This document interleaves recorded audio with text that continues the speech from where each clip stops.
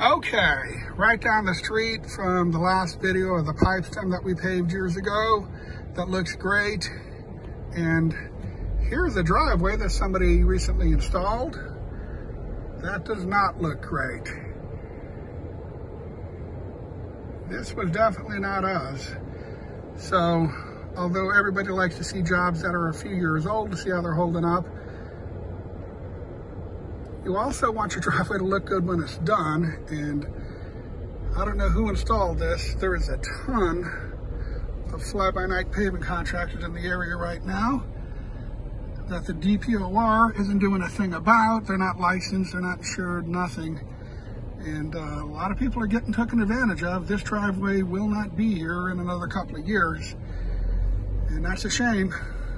Always work with a reputable company who's been in business for a while, who's licensed and insured, because if not, you might get stuck with something like this.